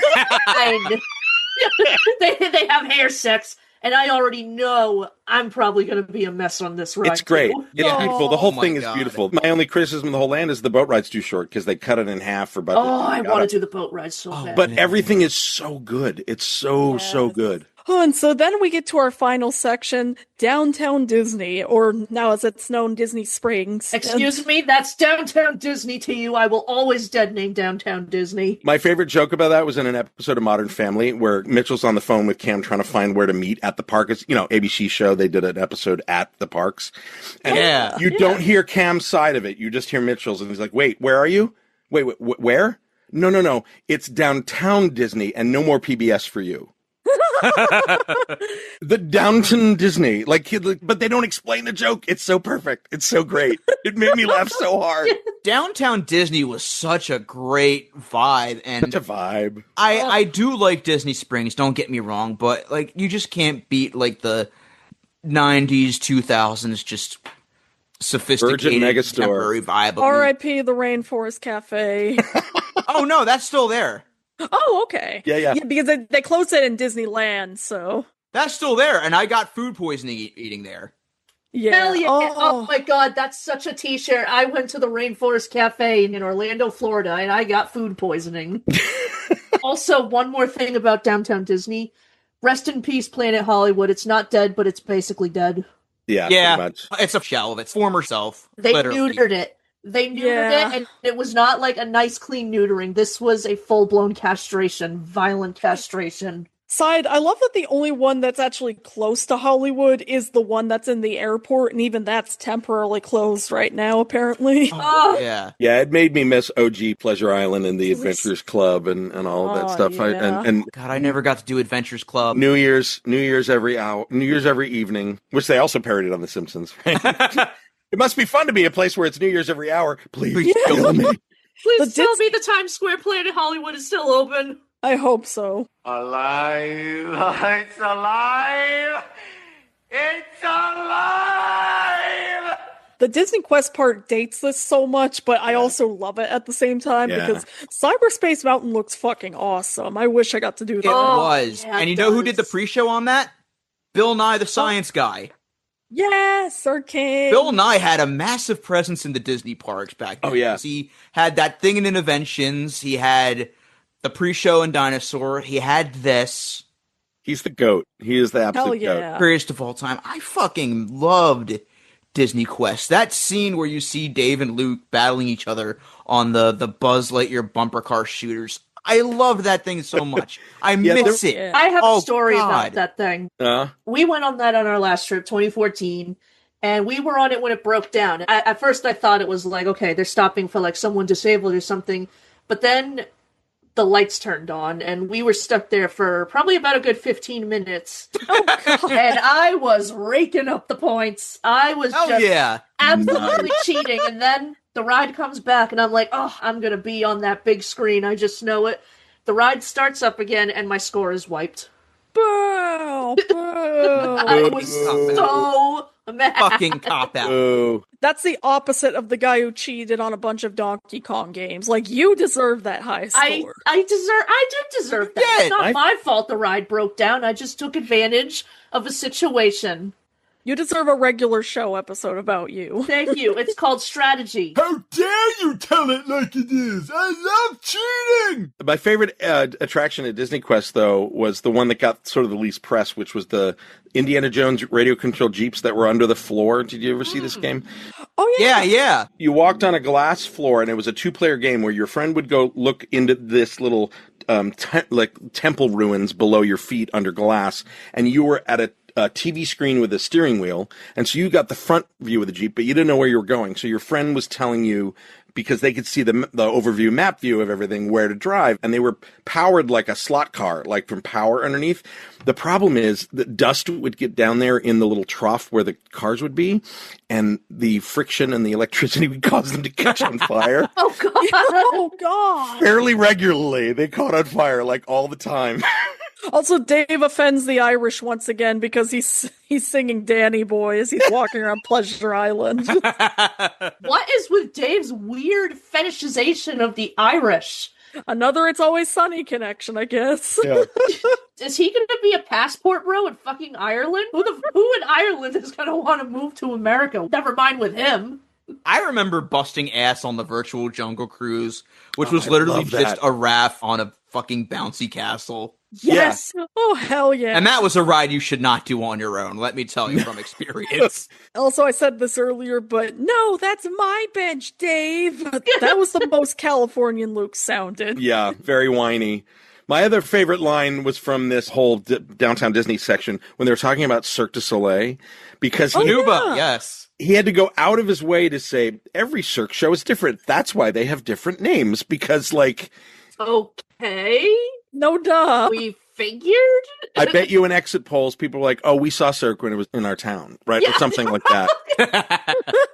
That's true. You cannot ever downplay the stupidity of the average Disney World guest. No. I guess they would need to specify that because I might have mentioned this on the show before, but when I was a kid, I went to this local circus and I owned a VHS tape for it that turned out to be under the P.T. Barnum Company. So I'm so glad now that I've learned of Cirque du Soleil because I'm like, oh yeah, I get to learn of the one without animal abuse and oh yeah. And without the Johnny Bravo looking motherfucker. Oh, you're talking about Bello the clown. Yeah. I saw him.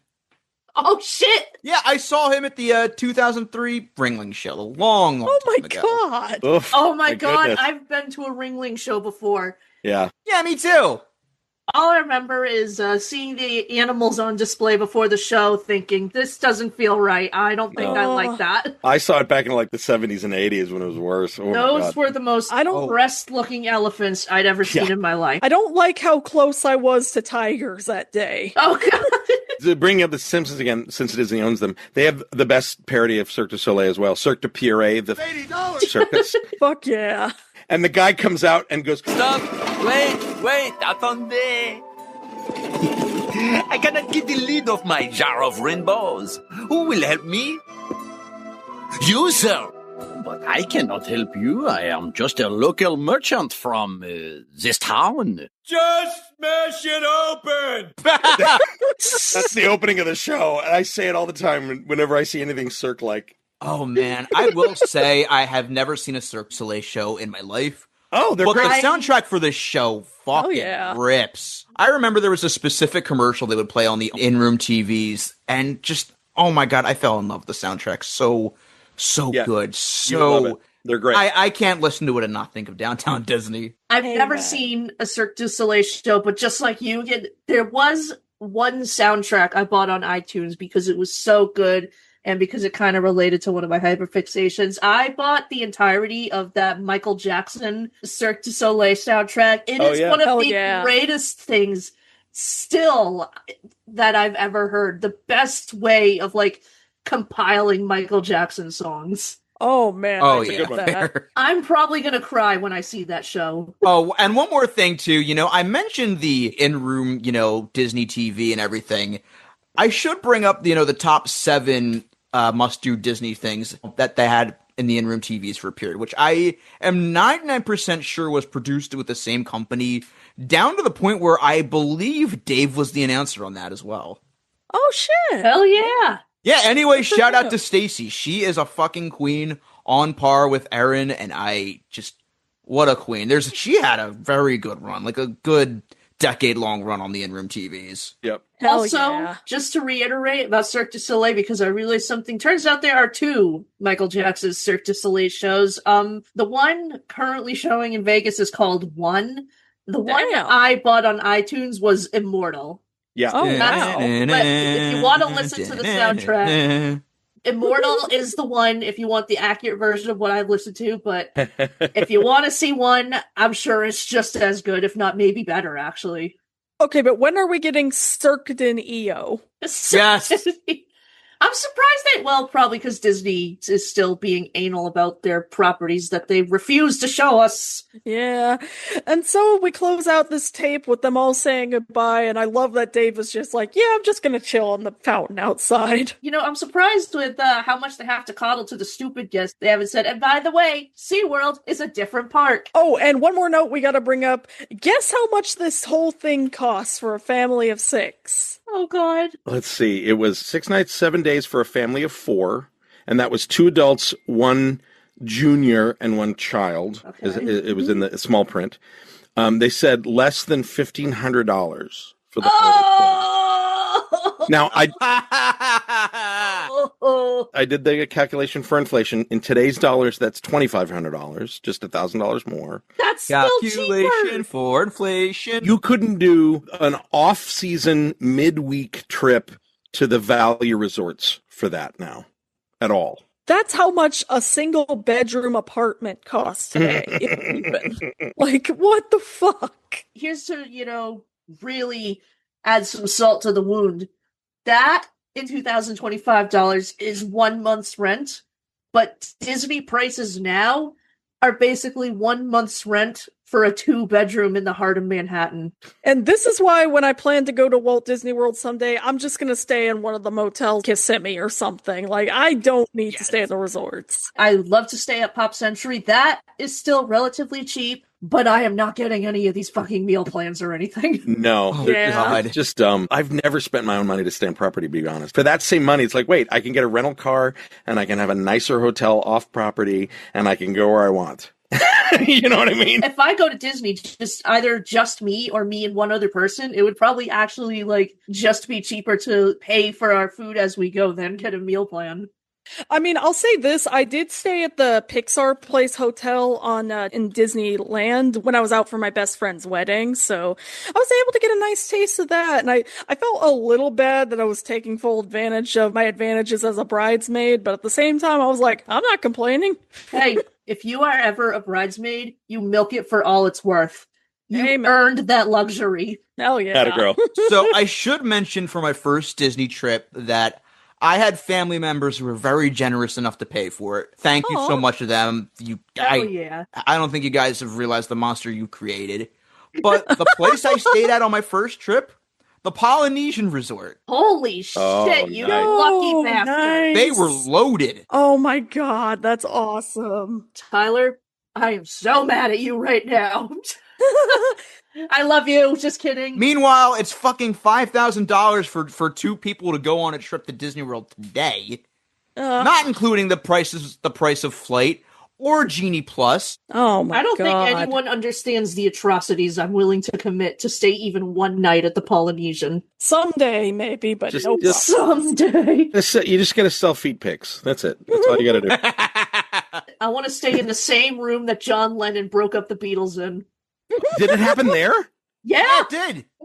I didn't. How did I not know this? Really? John Lennon was at the Polynesian when he signed the official document breaking up the Beatles. Mind blown. I've never heard that before. Oh my God. Oh my God. Do you know about the Richard Nixon one? No. Oh boy. Your mind is going to be blown again. So, do you remember the famous speech where Nixon, utters... People have got to know whether or not their president's a crook. Well, I'm not a crook. Yeah. So you want to know where he had that press conference? Oh God, was it at the Polynesian? It was at the Contemporary Resort. At the Contemporary, on Walt Disney World property. On Walt Disney World property. It was on Disney property. He said those words. Oh my God, irony is dead. Irony is dead. So, getting to our final ranking, shall we? Yeah. So, I've given this a lot of thought, and it's very complicated when you think about it, but, I keep the tapes. How can I not keep the tapes for this one? Same. This is a deep, deep, deep dive into nostalgic territory for me. I more than likely would not be the person I am today if I did not go to Disney World 20 years ago because of this tape specifically. So, my rating, donation. I'm happy other people have found nostalgia in this. I was the wrong age for this to hit at that, oh my God, I'm obsessed with Walt Disney World at all times because I'm, 12. Oh, yeah. Oh, yeah. But I totally understand why. Now that I've seen it, I'm like, okay, yeah. If I had access to this when I was a kid, I would have watched this incessantly. I would have watched it like the Zapruder film. I would have literally dissected every frame like the Zapruder film. Absolutely. For me, it's definitely going to be a keep the tapes. It's so funny how it makes me so nostalgic for a place that I've never even visited. I just love how much it just sucks you into the vibes and makes you feel like you're there. And I think if I have to pick my favorite park tape, it'd still be A Day at Disneyland or The Muppets Go to Walt Disney World, but this is still very damn good. I mean, what this tape needed was Captain Hook and Smee going on pirates. Oh my God. Yes, this is a beautiful time capsule of what Disney was at the time. And, I still love Disney for what it is, but it's just not the same as it was 20 years ago. Yeah. I still love it, don't get me wrong, but it's not even the same as it was in all fairness, 5 years ago it was shut down. True. Yeah. Yeah. So maybe it's good that it wasn't the same as it was 5 years ago. Yeah. Oh, and Randy, your ranking? Oh, keep. Absolutely. This is like a time capsule. This is an artifact. This belongs in a museum. If someone ever asked you the question, what was the year 2005 like? Show them this. Yes. You know what? No, put this in the Criterion Collection. Serious. This is such a product of its time in the best possible way it could be. Yeah. And as much fun as I had with the Earth Day at Walt Disney World special, because that special is just gloriously cheesy, I much prefer this one because it's actually about the parks and it's not just an excuse to get celebrities all together. Yeah. Yeah. And we haven't talked about the bonus features. The bonus features are fun too. You should definitely check those out, especially the quiz that came along with this. I wasn't able to revisit that yet, but I do remember having a lot of fun with it. Absolutely. All right, so thank you so much for joining us, Dave. It was so much fun having you. This was a blast. I love nerding out with you guys. Thanks. Oh, man. It is so much fun. Oh, and is there anything you'd like to plug? No, people can always find me on DaveCobb.com is the link to all my socials and other podcast appearances and all that kind of stuff. And everything I'm working on is all my best work is under NDA, so I can't talk about it. So yeah. Oh, yeah. But I'm super open book on socials, so people can always reach out and say hi. Hell yeah. All right, so you can find me over on my usuals, Mission Breakout on Blue Sky. You can find me Muppet Vision _3D on Letterboxd. You can find me on the most recent EFVD episode on Taylor Swift, The Eras Tour. So that was fun. You can also find me going up to Disney and demanding they bring back Fast Pass. Hell yeah. You can find me on Blue Sky, MCR Rocks. You can also find me on Twitch. I swear to God, I'll start doing stuff soon. If you need me, I'm going to be going to Disney because I need to go pick up some benches. Damn straight. They won't stop you. They won't stop you. Nope, just carry him right out. It's like that gag in the new Naked Gun trailer. Take a bench. Thank you. All right. And as for me, you can find me on the usual spots, TylerFG on Twitter, TylerFG96 on Blue Sky. You can find the show at Channel KRT on Blue Sky, Channel KRT Podcast, all one word on Instagram. And we also have our Discord server and our Facebook group, which you can find in the link tree in our Blue Sky bio. And if you want to help support us, we have a couple options. First off, we have our Patreon, where you can find exclusive minisodes, outtakes, and episodes of this very podcast at its earliest convenience. And you can also check out our Ko-Fi, where we also have exclusive minisodes and outtakes, but you can buy those individually for $5 a pop. Or if you just want to donate to us, you can. And of course, thank you to our pals Paul Spicknall, Tony Goldmark, Ashley Hines, and Chris Reyna for pledging to us the $10 level. And a huge thank you to our executive producer, Gomer.